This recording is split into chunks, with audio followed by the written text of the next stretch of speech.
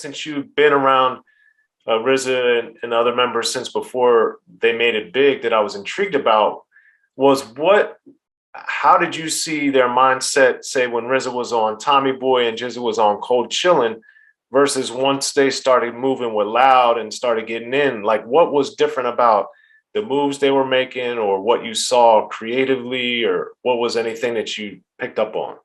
I think once RZA came with the concept of the Wu-Tang Clan, and you know how they were going to use the karate flicks, and they were going to come with the knowledge and the wisdom and the understanding and the gods and the earths and the 5% language, and how they all put that together. I think once they decided that's what they were going to do and they focused on that, their whole train of thought and writing just, you know, increased like times 1,000 compared. If you listen to the GZA's first single or the RZA, "Oh, We Love You, Rakim," the one that was on the first, I mean, you can't compare that to the Wu-Tang lyrics, right, and what they turned into and what they, you know, evolved into lyrically.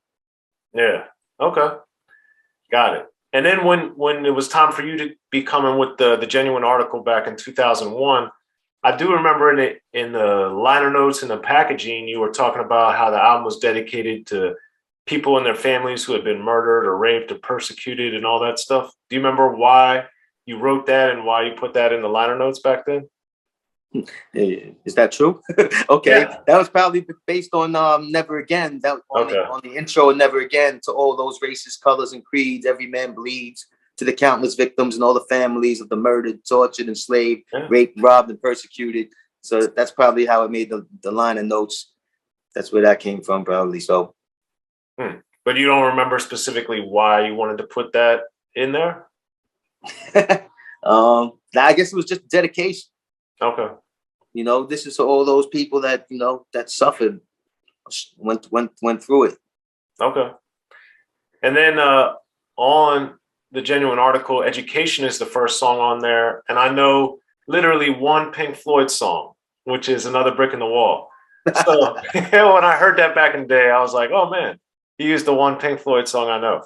So with that in particular, were you a big, what was your affiliation or affinity for Pink Floyd, or was it like me, you just knew the one song? What? Actually, I grew up on a lot of that, you know, 80s rock and metal type stuff. Pink Floyd, Ozzy, Iron Maiden, Ronnie James Dio, even The Who and Zeppelin, and, you know, a lot of those groups. So, but Pink Floyd, obviously, Another Brick in the Wall was one of their most famous songs. And what happened was I got the clearance to do it. They gave me a clearance for an interpolation, to make an interpolation. And once I got that, I was like, holy shit, you know, they actually cleared this. Let me make this song. And me and RZA, we were supposed to do a video for that. And that probably would have helped blow me up if we had followed through and did the video for that the right way. But we never got to do the video for that, man. Do you remember why? I don't know. RZA had so many people in his ear. RZA was feeding probably like 300 people at that time. I just think it just never happened, man. The same, I mean, even on the Swarm album, they did like 7-8 videos, but we never got to do the Never Again video. But they kept talking about it. At one point, they were talking about Spielberg trying to do it.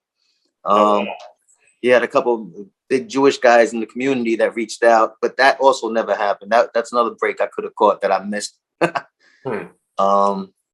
Education, that was a good one. Believe it or not, I was going to put a remix of Education on the Remedy Wu album, but my lawyer told me, yo, Pink Floyd only gave you an interpolation. If you put that out, they're going to come after you. I said, okay, I'm going to leave it off. And that was that. Now, one other thing, though, with the Genuine article and Remedy Meets Wu-Tang that you have is Solomon Childs, who's been a long time collaborator with because I remember back in the day, the Calm But Deadly song that I liked a lot. Yeah. So for people that don't know who he is or not familiar with his work, who is he? Why are you friends with him? How have you lasted so long together? Break it down. I guess Solomon Childs, he's a killer bee like me. You know, he's from Staten Island, from the Grain. He's also been affiliated with the Wu, probably, 25, 30 years since the beginning. And Solomon's on several albums. So he's all over the Pillage album, Cappadonna's. I think that was his intro to the world. He's on like 5 or 6 songs on the Pillage album. It's where he got most of his recognition from, probably. Then he was on a couple of Ghost albums, a couple of RZA projects. You know, Solomon, he been around, and you know his voice is incredible, and he's just nice. He's nasty, man. Solomon's nice, and we've just had our relationship throughout the years. You know, we talk to each other all the time. It's a good dude right there. Yeah, his voice is very powerful. And, definitely, his voice will scare you. Yeah, he's got that voice. He was one of the guys. Do you know, did he ever get like a deal, or did he ever want a big deal? Like what happened to where, because I've known him through all these guest appearances over the years, but I never even heard he got a deal or signed or anything. Yeah, that's interesting. You know, I never thought of that either like that. But I know at one point he was with Wu-Tang Records. He signed a deal with RZA and Vine. Yeah, I don't know if they put any albums out officially. I mean, he's still looking for a deal.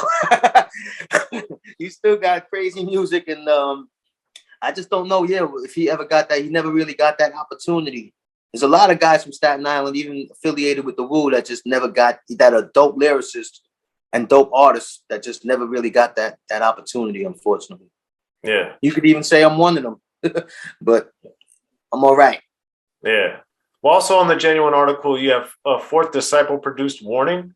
And you had produced the majority of the rest of the album.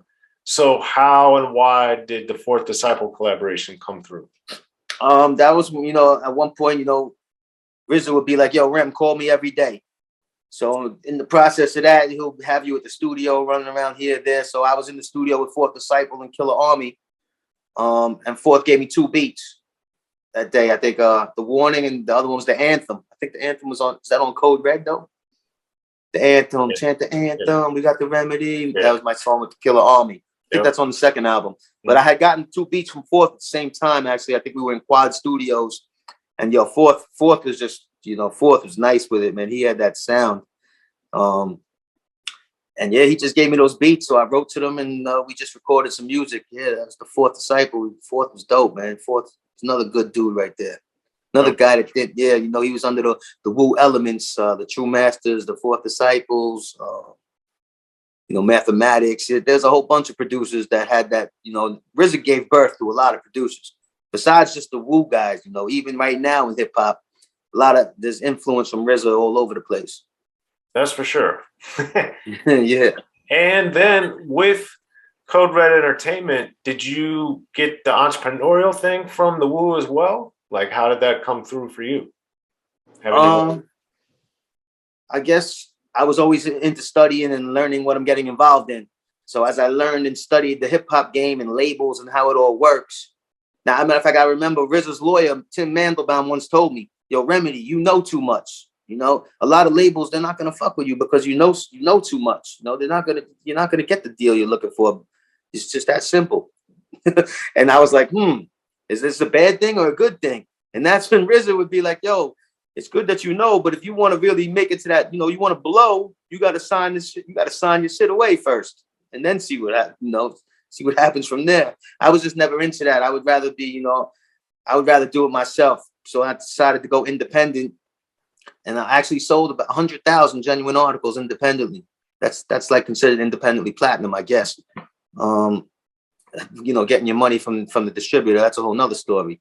But yeah, I always had the independent state of mind, and that's probably actually what hampered me. That's probably kept me down as far as, you know, my acclaim and what you could have been, I guess, you know. But I really wasn't ever in this for the fame and everything, and that's what probably most people want to be the most famous and biggest rapper ever.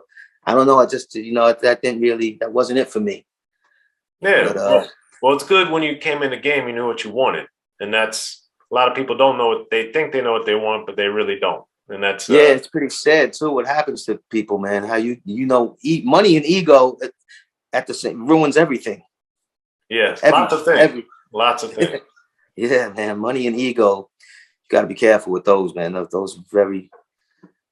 So with the Genuine article too, what was the Wu International? Because I remember too, it was like licensed, or you did a deal with Wu International. What was the symbolism of that? What was that? No, actually, I think Wu International, I think they bootlegged my album and didn't even tell me. Because all of a sudden we were seeing albums selling in Europe that had the W on the back of them, but my album in the States didn't even have the W on it. Well, that's why I was always confused because there are so many versions, but that one I never understood what that was. I was confused too. I'm still trying to figure out who put that out. Yeah, but they got me. I don't know who did that deal. I think RZA told me somebody got him. So, but yeah, I remember that too though. Yeah, they were just bootlegging my album overseas and stuff. It was probably the standard back then. There are lots of bootlegs floating around, that's for sure. Yes. Okay. So then with Code Red also, you did The Struggle with Cappadonna. So where were you creatively, and where was you and Cappadonna linking it back in like that era for 2003 to put out an album under your company? Okay, so I was working on my second album, Code Red, and I was always in touch with Cap. He actually blessed Cappadonna in 98. He had his first album came out, Pillage. Yeah, that was like number 3 in the country when it dropped. And Cap was always so humble because I was in the studio right after that, right when it happened, and he would still come to my sessions and bless the songs without even asking for anything. He was just a great dude, man. Humble guy. I say Cap, he has an immortal heart. That's what I tell people about Cappadonna. And I love him, man. And Cap, that was also the time, 2003, I think. Remember the time when he was like driving the cab or something? It was on MTV and all that. Yeah, in Baltimore. Yeah. I remember that. Yeah, in Baltimore. So believe it or not, he called me. We had a few conversations and we decided, okay, let's make an album together. I'll help you put out your next album. I drove to Baltimore and picked him up in some park. And he came out of the park like, yo, he had a beard. He looked like Moses. His beard was like, damn, holy shit, you all right? He's like, yo, man, I've just been, we've been going through it.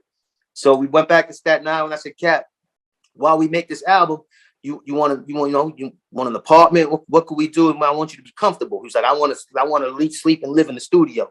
Okay, so I made one of the rooms. One of the rooms we made into like a bedroom for him. That's what he wanted. And we just sat and banged out the Struggle album. And to me, that's still his second best album behind the Pillage. It just has, to me, it has a good sound to it.